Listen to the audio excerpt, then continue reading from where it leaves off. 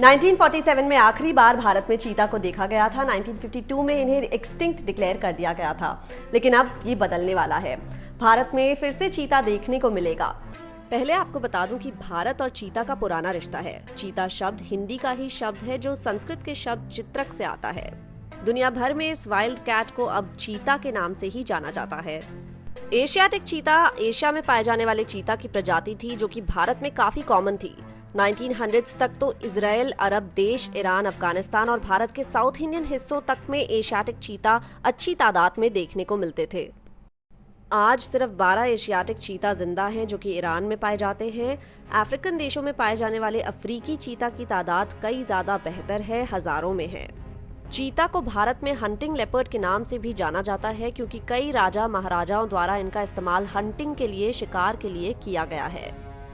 ऐसा इसलिए मुमकिन था क्योंकि चीता बाकी wild cats, leopard, tiger, lion की तरह ज्यादा डेंजरस नहीं था और साथ ही इन्हें ट्रेन करना, टेम करना काफी आसान काम था।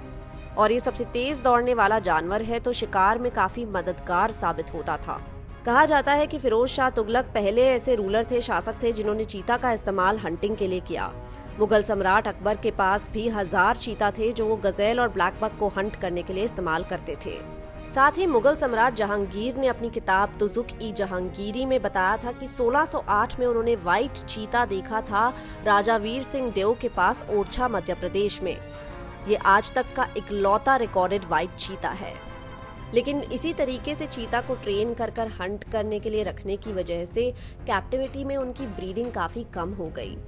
जितने चीता पालतू रखे जाते थे, ट्रेन किए जाते थे हंटिंग के लिए, उतने चीता वहां पैदा नहीं होते थे। चीता हंटिंग में मदद तो करते थे, लेकिन उनको भी हंट किया जाता था और ब्रिटिश के आने के बाद उनका शिकार जारी रहा। कुछ समय बाद ब्रिटिश ने चीता को वर्मिन की कैटेगरी में डाल दिया, यानी कि वो जानवर जो कि हानिकारक होते हैं। साथ ही 1871 में उन्होंने चीता को मारने के लिए रिवॉर्ड भी देने शुरू कर दिए। कहा जाता है कि भारत के आखिरी 3 चीता को कोरिया, मध्य प्रदेश के महाराजा रमनुज प्रताप सिंह देव ने 1947 में मार दिया था। 1947 में भारत में आखिरी बार चीता को देखा गया था। 1952 में इन्हें देश में एक्सटिंक्ट डिक्लेयर कर दिया गया, लेकिन अब ये बदलने वाला है। भारत में फिर से चीता देखने को मिलेगा। 17 सितंबर को पीएम मोदी का बर्थडे है, जिस दिन वो मध्य प्रदेश के कूनो नेशनल पार्क में री इंट्रोडक्शन ऑफ द चीता प्रोजेक्ट को इनॉग्रेट करेंगे। साथ ही अफ्रीका से लाए हुए चीतास को वहां रिलीज करेंगे।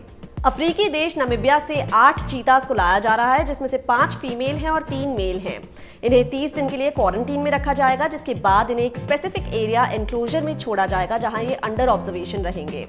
देखा जाएगा कि ये भारत की वेदर कंडीशंस और वातावरण से किस तरीके से एडजस्ट करते हैं। जब इस बात की पूर्ति हो जाएगी कि वो इंडिया की कंडीशंस में ठीक तरीके से सेटल हो गए हैं, तभी इन्हें खुले जंगल में छोड़ा जाएगा। इस प्रोजेक्ट की खास बात ये है कि दुनिया में पहली बार इस तरीके से एक कॉन्टिनेंट से दूसरे कॉन्टिनेंट ऐसे जानवर को लाया जा रहा है। कूनो नेशनल पार्क के इलाके के 20 गांव के 150 परिवारों को शिफ्ट कर दिया गया है, ताकि वो सुरक्षित रहें और ह्यूमन एनिमल कॉन्फ्लिक्ट को अवॉइड किया जा सके।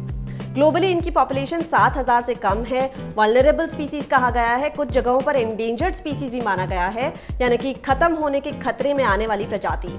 अब टाइगर कंजर्वेशन को लेकर भारत ने काफी बेहतरीन काम करके दिखाया है। उम्मीद है कि चीतास के मामले में इंडिया कामयाब साबित होगा।